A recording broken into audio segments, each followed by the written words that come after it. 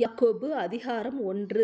தேவனுக்கும் கர்த்தராகிய இயேசு கிறிஸ்துவுக்கும் ஊழியக்காரனாகிய யாக்கோபு சிதறியிருக்கிற 12 கோத்திரங்களுக்கும் வாழ்த்துதல் சொல்லி எழுதுகிறதாவது: என் சகோதரரே, நீங்கள் பலவிதமான சோதனைகளில் அகப்படும் போது உங்கள் விசுவாசத்தின் பரீட்சையானது பொறுமையை உண்டாக்கும் என்று அறிந்து அதை மிகுந்த சந்தோஷமாக எண்ணுங்கள்.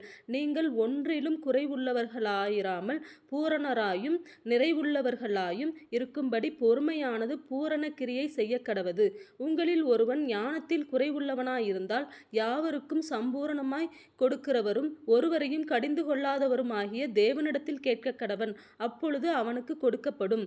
ஆனாலும் அவன் எவ்வளவாகிலும் சந்தேகப்படாமல் விசுவாசத்தோடே கேட்க கடவன். சந்தேகப்படுகிறவன் காற்றினால் அடிபட்டு அலைகிற கடலின் அலைக்கு ஒப்பாயிருக்கிறான். அப்படிப்பட்ட மனுஷன் தான் கர்த்தரிடத்தில் எதையாகிலும் பெறலாம் என்று நினையாதிருப்பானாக. இருமனமுள்ளவன் தன் வழிகளிலெல்லாம் நிலையற்றவனாயிருக்கிறான். தாழ்ந்த சகோதரன் தான் உயர்த்தப்பட்டதை குறித்து மேன்மை பாராட்ட கடவன். ஐஸ்வர்யவான் தான் தாழ்த்தப்பட்டதை குறித்து மேன்மை பாராட்ட கடவன். ஏனெனில் அவன் புல்லின் பூவைப் போல் ஒளிந்து போவான். சூரியன் கடும் வெயிலுடன் உதித்து புல்லை உலர்த்தும் போது அதன் பூ உதிர்ந்து அதன் அழகான வடிவு அழிந்து போம். ஐஸ்வர்யவானும் அப்படியே தன் வழிகளில் வாடிப்போவான். சோதனையை சகிக்கிற மனுஷன் பாக்கியவான். அவன் உத்தமன் என்று விளங்கின பின்பு கர்த்தர் தம்மிடத்தில் அன்பு கூறுகிறவர்களுக்கு வாக்குத்தத்தம் பண்ணின ஜீவ கிரீடத்தை பெறுவான். சோதிக்கப்படுகிற எவனும் நான் தேவனால் சோதிக்கப்படுகிறேன் என்று சொல்லாதிருப்பானாக.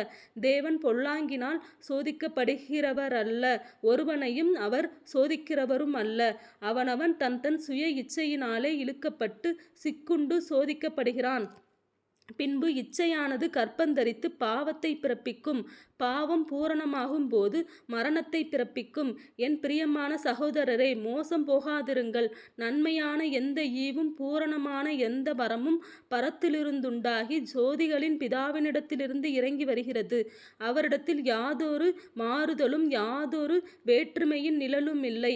அவர் சித்தங்கொண்டு தம்முடைய சிருஷ்டிகளில் நாம் முதற்பலன்களாவதற்கு நம்மை சத்திய வசனத்தினாலே ஜெனிப்பித்தார். ஆகையால் என் பிரியமான சகோதரரே, யாவரும் கேட்கிறதற்கு தீவிரமாயும் பேசுகிறதற்கு பொறுமையாயும் கோபிக்கிறதற்கு தாமதமாயும் இருக்க கடவீர்கள்.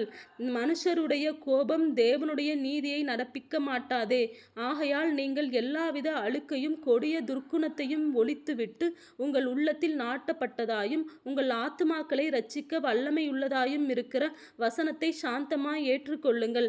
அல்லாமலும் நீங்கள் உங்களை வஞ்சியாதபடிக்கு திருவசனத்தை கேட்கிறவர்களாய் மாத்திரமல்ல, அதின்படி செய்கிறவர்களாயும் இருங்கள். எண்ணத்தினாலெனில் ஒருவன் திருவசனத்தை கேட்டும் அதின்படி செய்யாதவனானால் கண்ணாடியிலே தன் சுபாவ முகத்தை பார்க்கிற மனுஷனுக்கு ஒப்பாயிருப்பான்.